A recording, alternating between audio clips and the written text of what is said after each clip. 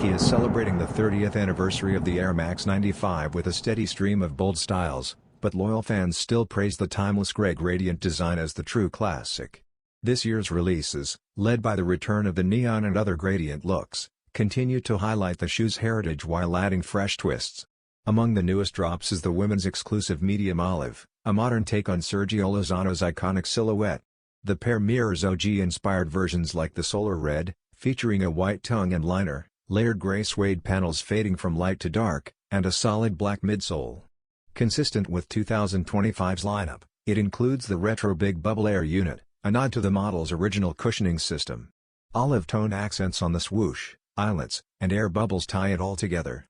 Priced at $190, it will release in women's sizing, likely with extended availability.